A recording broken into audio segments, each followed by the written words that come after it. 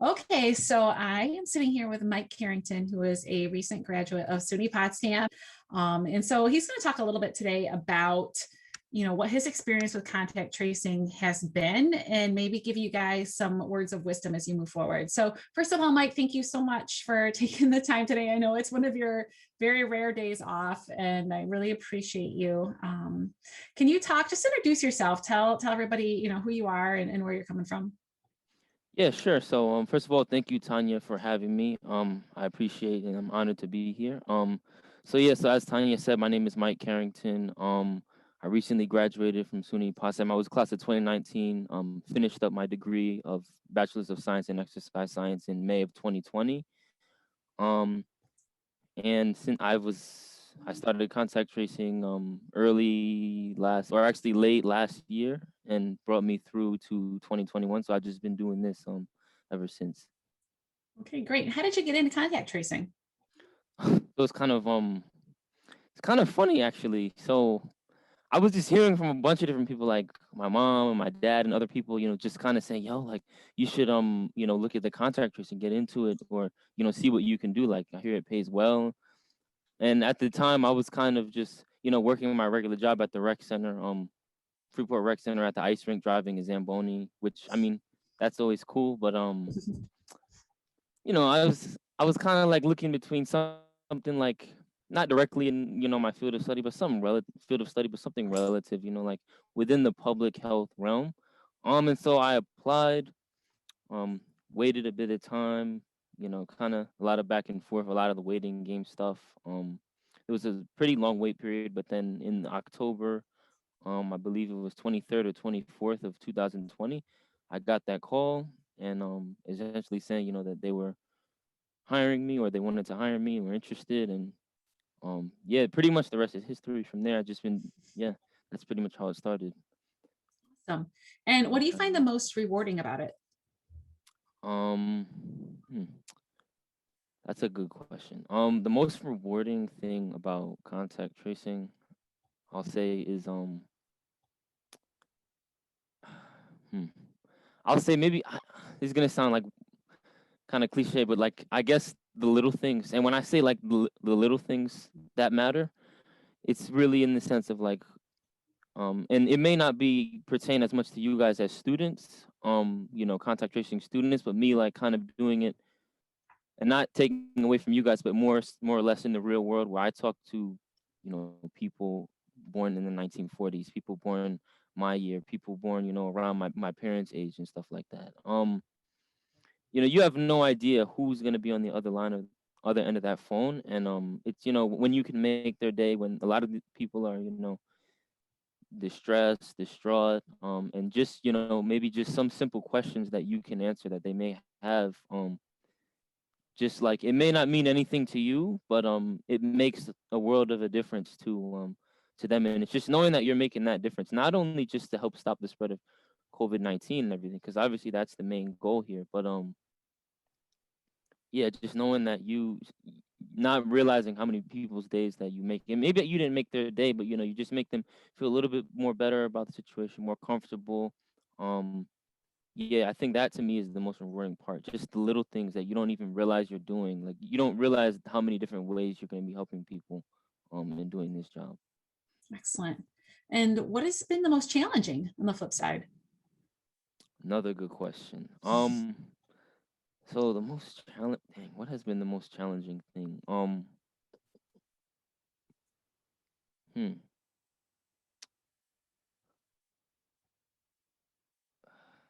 I guess it's I guess the most challenging thing is kind of not at the same time, and it'll make sense once I explain it. And I guess kind of when you have hmm, actually no, you know what? No, I know what it is. It's when you get those calls where you kind of are not really sure.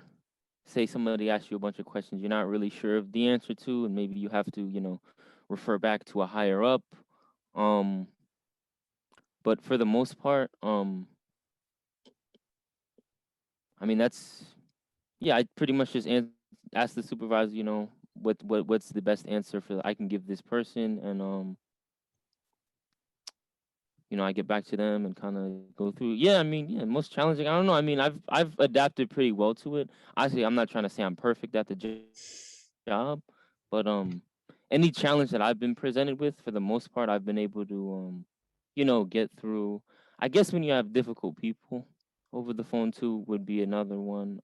People that maybe don't really want to talk on the phone because it's gonna happen. It's happened to me a number of times, or people who maybe just want to hang up the phone, and I guess that's challenging because it kind of just like it feels like a shot to you. But I mean, I guess the best way to kind of go around that is just just kind of pretend like you have no conscience with that one. It's okay. I'm on to the next one.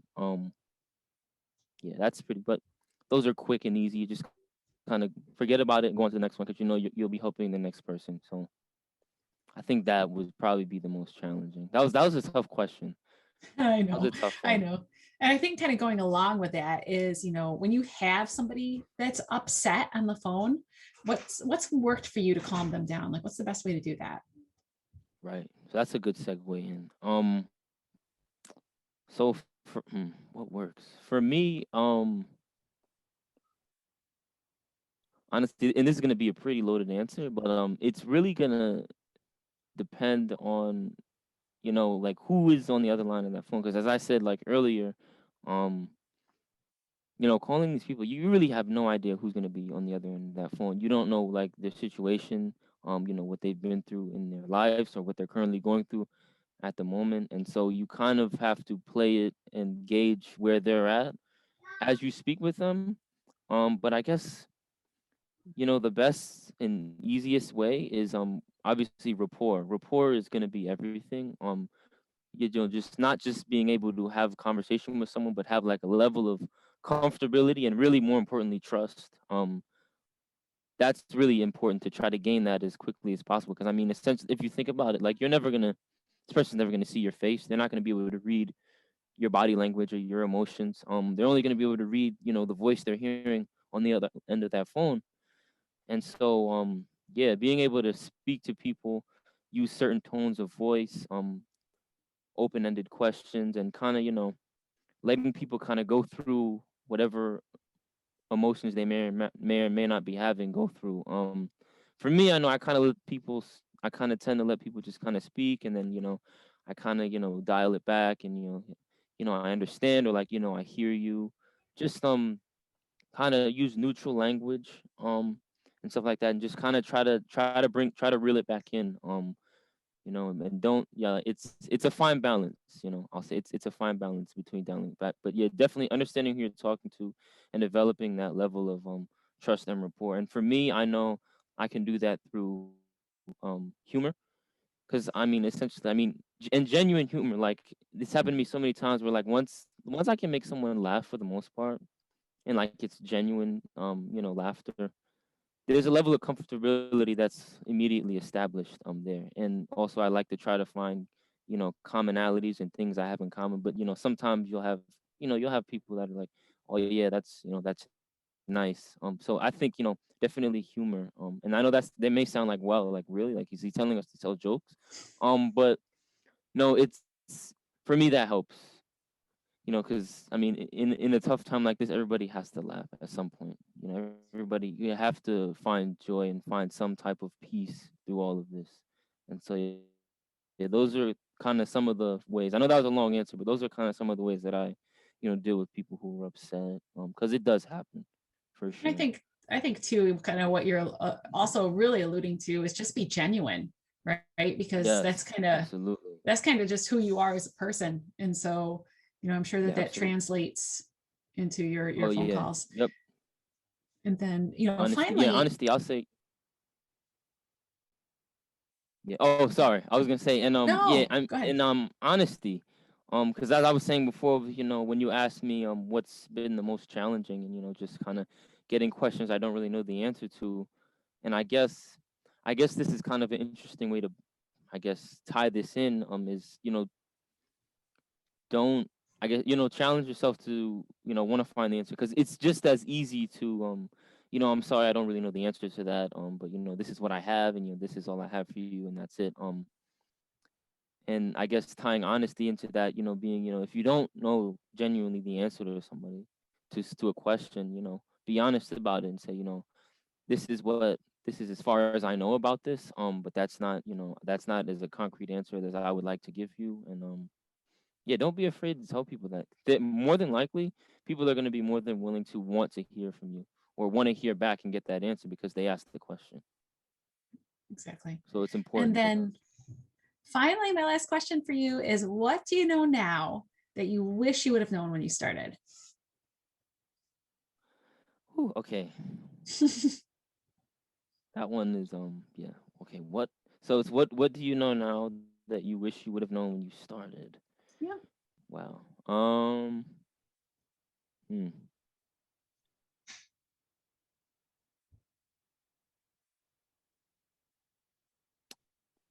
Dang, that's a good question, Tanya. I'm stumped. I actually am genuinely stumped right now. But what do I know now that I wish I would have known? And I had an answer for this too before. Hmm. I guess. Hmm.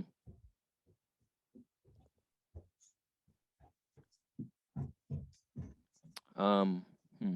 I guess understanding. Hmm, like the best ways to communicate with people, depending on the person you're talking to, not just for in talking to contacts, but as well as because I mean I work for actual New York State contact tracing team, so I have a team members and a supervisor um that I work for and with, and just like there's communication between with contacts, but there's also communication between other people that I work with, coworkers and stuff, and just understanding the right way to communicate clearly and concisely and effectively as a way to seek the answer that you're looking for. So yeah, being specific with your communication, as well as um discipline. Not that saying I lack the discipline, but I mean working from home, I mean you get to enjoy a luxury that not a lot of people get to do, and just but having the discipline, okay, I'm at work now. Like even though like I have a chair 2 feet away, or like the kitchen is right downstairs, I can go just eat. No, like having the discipline to show up to work every day, do what you're supposed to do, clock out, clock in when you're supposed to clock in, clock out when you're supposed to clock out. Um, yeah, I mean, what else? I'm trying to think. What else do I wish I knew? Hmm. Oh, this was one that I thought of earlier. Was just the amount of note taking that you actually take, not just, and obviously there's meetings I attend and stuff like that for work, but in actually making your phone calls, a lot of times if you're not used to the flow of how these kind of calls go, it definitely is a great idea. And even now, I've done it so many times, but I always have like a sheet of paper or a pad and a pen, and I'm just jotting things down that I can't necessarily catch, you know or click on fast enough. I'll just like write the note, and I can always go back and change things later if I need to because I have it written on the note. And it just helps to have personal record, especially if you're working on if there's a person you're calling, you're gonna need to follow up and things like that. It helps to kind of understand. Okay, just like how a doctor would have their notes or their little things that they would write. Just like when you go to the doctor's office, they have your medical history. That's kind of like your serves as your own notes or your own history for that particular person. And it just helps to because to understand the situation, it's always better to go in with more information than less. Great. Mike, I really appreciate you taking the time to do this today. It really, really helps us. And it really, I think that it's so impactful coming from a peer and coming from someone who's been doing it for a little while and in the way that you've been doing it. So thank you Oh so yeah, much for yeah, chatting with us today. for sure, absolutely. I mean, I think it's yeah, I think it's a really cool thing that you guys do. I said at the time many times how cool it is. But I mean, and I also just I understand how I've lived the campus life. I lived on campus 4 years, lived off campus my last semester. So I've seen like what flu seasons look like up there. So it's definitely important. And I'll say like for the students that are gonna be to be doing it. Don't take any of this for granted, and don't take this job, what you're doing, lightly, because it is, it can at times bear a heavy burden. Um, but as I said earlier, it is, it's worth every second that I'm doing it. Just the experience and the unique skill set that I've, gained and that I'm picking up through doing this job. But as I said, you don't know what type of how you're gonna help somebody until you've helped them, or maybe you don't know that you helped them, but they know that and they understand that, and they appreciate that. And yeah, so definitely don't take this lightly. This is a big thing, to be a part of. It's you're a part of history essentially. Like, this is an extremely large contact tracing effort to help stop the spread of COVID-19. Like, it's a big deal. It's important. So don't downplay it, and definitely take it seriously, because it is a serious thing and it's very important work that needs to be done. All right. Well, thank you, Mike.